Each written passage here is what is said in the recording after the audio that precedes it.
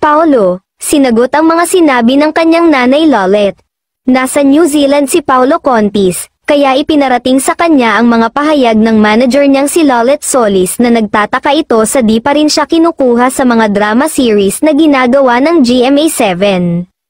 Sabi ni Nay Lolet, hindi pa raw niya nakausap ang mga bossing ng Kapuso Network, pero naniniwala pa rin daw siyang hindi pa babayaan ng kanyang home studio ang kanyang alaga.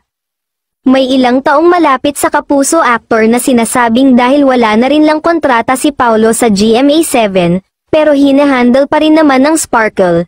Mas maganda raw sana kung kukunin ito ni Coco Martin para sa Ang Batang Quiapo, swak na swak daw yan na maging bagong kontrabida ng kapamilya Primetime King. Ayon naman kay Paolo kamakalawa lang na nagsimula ng mag-shoot ng pelikula sa New Zealand. Natawa siya sa mga sinabi ng kanyang nanay-nanayan. Happy naman ako na si nanay malakas talaga ang tiwala sa akin, at mahal niya ako.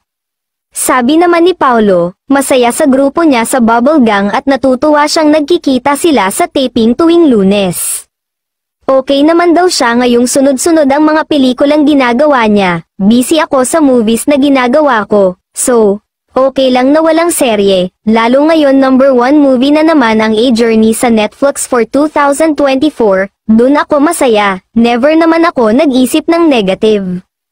Natawa rin si Paolo na may binanggit pang aktor si Nay Lolet na ikinumpara kay Paolo, mas magaling naman daw di hamak ang alaga niya kesa sa aktor na ito na sunod-sunod ang mga seryeng ginagawa, huwag naman daw sabi ni Paolo, kaibigan daw niya ang aktor na ito, ginagawa ni Paolo ang pelikulang Lost and Found sa napakagandang bansa ng New Zealand, kasama si Kelly Day na dinirek ni Louie Ignacio.